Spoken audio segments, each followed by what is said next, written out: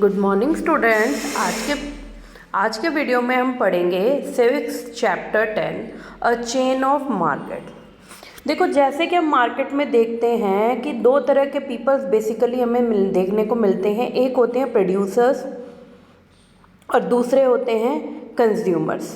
Producers जो हमारे लिए वो सामान बेचते हैं और कंज्यूमर्स जो हम होते हैं उस सामान को खरीदते हैं। लेकिन जो हमारे लिए मार्केट में सामान बेच रहे हैं और हम तक बहुत सारे ऐसे लोग आते हैं जो वहाँ तक वो सामान सप्लाई करते हैं। तो इसी मार्केट की चेन के बारे में कि कौन कौन पीपल्स किस किस तरह से जो हैं वो हमें सामान प्रोवाइड करवाने में लगे रहते हैं, उनके बारे में हम इस चैप्टर में पढ़ेंगे। सबसे पहले है formation of a chain of market.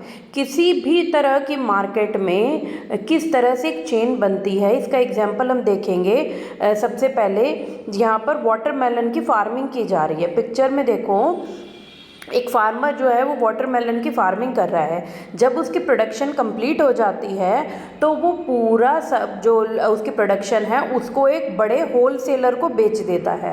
Wholesaler वो जो उसका सामान जो है वो अकेला ही खरीद लेता है। जैसे अगर उसका सामान जो है वो 10 या 20 ट्रक है तो वो सारा वो खुद खरीद लेता है। इसके बाद वो होलसेलर जो है वो थोड़ा थोड़ा सामान जो वाटरमेलन्स जो थे उनको दूसरे ट्रेडर्स को बेचता है, जो उसकी तरह एक साथ इतना नहीं खरीद सकते।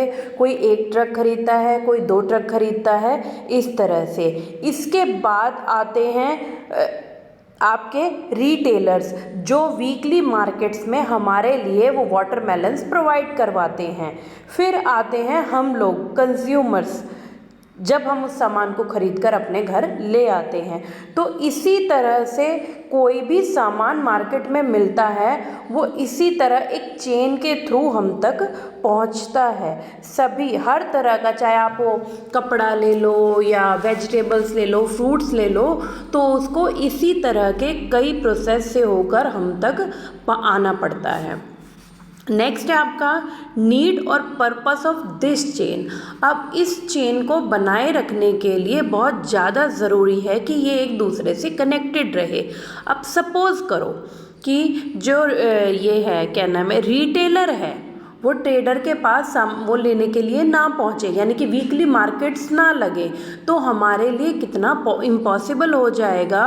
दूर दूर ये जो आपकी शॉपिंग कॉम्प्लेक्स वगैरह होते हैं या ये स्टोर्स जो होते हैं, वहाँ से जाकर अपने लिए छोटी छोटी चीज़ों को खरीदना। तो ऐसे में ये जो मार्केट की चेन होती है वो हमारी बहुत सारी ज़रूरतों को पूरा कर देती है। ठीक है, ऐसे ही जैसे हम जहाँ पर चीनी बनती है वहाँ से सिर्फ 1 किलो चीनी नहीं ला सकते। न्यूज़पेपर जहाँ प्रिंट होता है डायरेक्ट वहीं पर जाकर एक न्यूज़पेपर की कॉपी नहीं ला सकते। उसके लिए हमें इस एक पूरी चेन से होकर गुजरना पड़ता है। नेक्स्ट है आपका chain of market in the cotton textile, कि जो हम कपड़ा पहनते हैं वो हम तक किस तरह से पहुंचता है। सबसे पहले तो वो फार्मर जो है वो अपने लैंड एरिया में कॉटन को ग्रो करता है, जिसके लिए वो बहुत ही कड़ी मेहनत करता है, बहुत लंबा टाइम पीरियड लगता है उसको ग्रो करने में। उसके बाद जब उसकी कॉटन ग्रो हो जाती है तो एक ट्रेडर उससे वो पूरी कॉटन खरीद लेता है। ट्रेडर उसको खरीदने के बाद उसको एक मिल में बेच देता है। गिनिंग मिल जो है वहाँ पर वो बेच देता है उसको, क्योंकि किसान जो है वो बहुत ज़्यादा इसके लिए सिरदर्दी नहीं लेते हैं। जब उनको एक ट्रेडर मिल रहा है बिना किसी मेहनत के, वो इधर उधर जाकर उसको बेचें, उससे ज़्यादा बेटर है वो उस ट्रेडर को बेच देते हैं। तो ऐसे में वो ट्रेडर खरीदकर गिनिंग मिल को, जहाँ पर उस कॉटन को साफ़ किया जाता है, उसमें जो सीड्स होते हैं उनको हटाया जाता है और वहाँ पर उनकी बॉल्स बनाई जाती हैं। The spinning mills buy the bales and spin the cotton into yarn, कि जितने भी स्पिनिंग मिल्स होती हैं वहाँ पर उससे वो उसको धागा बना दिया जाता है। अब धागा जो है वो उसके अकॉर्डिंग भाई किस तरह की इंडस्ट्री को किस तरह के धागों की ज़रूरत है वो उस तरह से उनको मंगवाते हैं और उसके बाद रेडी किया जाता है कपड़ा। कपड़ा अकॉर्डिंग टू डिमांड छापा जाता है या बनाया जाता है जैसा कि लोगों की डिमांड होती है मार्केट में, और उसके बाद जाकर जब वो कपड़ा टेक्सटाइल मिल में छप जाता है बन जाता है तो उसके बाद वो जो है वो मार्केट्स तक पहुंचता है। कई बार देखते हैं आप हमें सीधा कपड़ा ही मिलता है, नहीं तो वो कपड़ा उसके बाद जाता है गारमेंट इंडस्ट्रीज़ की तरफ, जिनसे वो कपड़ों की कटिंग कर लोगों के अलग अलग साइज़ के अकॉर्डिंग कपड़े बनाते हैं और हमें मार्केट्स में वो रेडीमेड गारमेंट्स मिलने शुरू हो जाते हैं। तो ये था पूरा प्रोसेस कि कॉटन टेक्सटाइल इंडस्ट्री जो है वो किस तरह से काम करती है। अब ये देखो, ये चेन ऑफ मार्केट जो है इसके बहुत सारे फ़ायदे हैं तो बहुत से नुकसान भी होते हैं। तो इसके सबसे पहले हम फ़ायदे देखेंगे, एडवांटेजेस देखेंगे। एक तो सबसे बड़ी बात, जो भी इस पर प्रोडक्शन किया जाता है, सबसे पहला प्रोसेस है फार्मिंग का।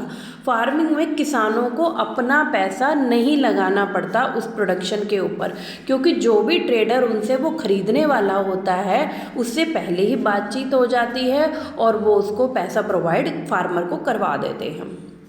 दूसरा, किसानों को उसको ग्रो होने के बाद यानी कि उनकी जो प्रोडक्शन थी वो कंप्लीट होने के बाद है जो है मार्केट में इधर उधर बेचने के लिए भागना नहीं पड़ता।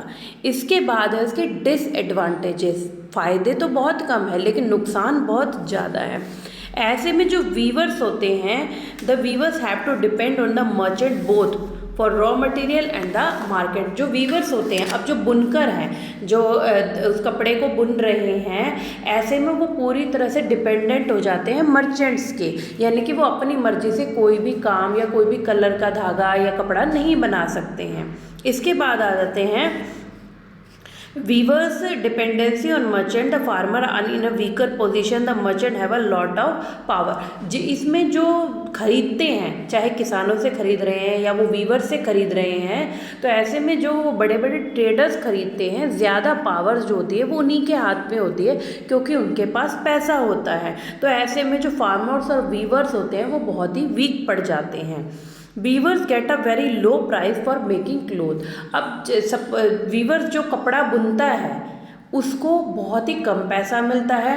अगर हम एग्जांपल के लिए देखें तो 1 मीटर कपड़ा बनाने के लिए वीवर को हार्डली 10 या 12 रुपये दिए जाते हैं, लेकिन वही कपड़ा जब हम मार्केट में ख़रीदने के लिए जाते हैं तो हमें वो 60 से 70 रुपये पर मीटर में मिलता है।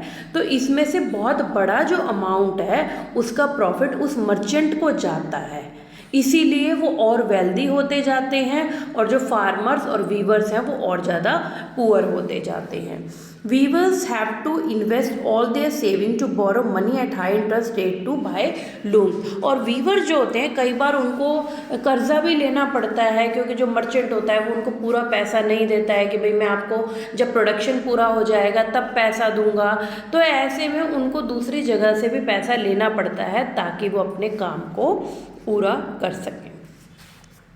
इसके बाद बात करते हैं हम गारमेंट एक्सपोर्टिंग फैक्ट्रीज़ की। जो गारमेंट एक्सपोर्टिंग फैक्ट्रीज़ होती हैं उनमें ज़्यादातर जो है वो बाहर विदेशों तक भेजने वाले जो सामान है वो तैयार किए जाते हैं, लेकिन वहाँ की जो कंडीशंस होती हैं फैक्ट्रीज़ की वो बहुत ही ज़्यादा पुअर होती है। वर्कर्स को बहुत ही लॉन्ग आवर्स तक काम करना पड़ता है, उनको जो है बहुत ही लोएस्ट वेज मिलता है, मतलब दिन की जो तनख्वाह होती है या महीने की जो होती है वो बहुत ही कम दिया जाता है। They are employed on a temporary basis, उनको टेम्प्रेरी बेसिस पर एम्प्लॉयड किया जाता है, परमानेंट बेसिस पर उनको नहीं रखा जाता है। Most of the workers are women, they are employed in low paid job such as helpers. और इन फैक्ट्रीज़ में ज़्यादातर जो एम्प्लॉयज़ होती हैं वो फीमेल्स होती हैं, जिनको धागा काटने के या बटनिंग के या आयरनिंग वगैरह के काम के लिए रखा जाता है और बहुत ही कम पे किया जाता है। इसके बाद हम बात करेंगे इनइक्वालिटी इन मार्केट। देखो बेटा, मार्केट में इनइक्वालिटी तो बहुत ही ज़्यादा होती है, क्योंकि सभी की इनकम अलग अलग होती है। एक सेम सब एक हम देखते हैं वीकली मार्केट्स में बहुत से जो शॉपकीपर्स होते हैं वो कपड़े वगैरह लगाते हैं, ठीक है। और एक कपड़े जो है वो उसमें मॉल में भी बेचे जाते हैं, जहाँ पर वो एक बड़ी सी शोरूम में बैठकर बहुत ब्रांडेड बहुत सारी लाइट्स के बीच में वो दिखाए जाते हैं हमें। तो दोनों की ही जो इनकम है उसमें बहुत ही ज़्यादा डिफरेंस है। एक कपड़ा हम वीकली मार्केट से 100 रुपये का ख़रीद रहे हैं और दूसरा ही शॉपिंग मॉल से हम उसको 500 रुपये का ख़रीद रहे हैं। इसमें जो 100 रुपये का कपड़ा बेच रहा है उसको उस पर बहुत ही कम प्रॉफिट होता है, लेकिन जो 500 रुपये का बेच रहा है उसको उसमें बहुत ही ज़्यादा प्रॉफिट होता है। उसका रीज़न है उसने शॉपिंग मॉल में दुकान खोली हुई है, तो ऐसे में लोगों को वहाँ से ख़रीदने में प्रॉब्लम भी नहीं होती, उनको लगता है कि इसका प्राइस ये ही होगा। तो ऐसे में वो लोग जो हैं वो ज़्यादा वेल्दी होते जाते हैं, रिच होते हैं, जबकि जो वीकली मार्केट में वो शॉप्स लगाते हैं वो लोग जो हैं वो बहुत ही मिडिल क्लास को या लोअर मिडिल क्लास को बिलोंग करते हैं। आई होप आपको ये चैप्टर समझ आया होगा। Now you read this chapter again. Thank you.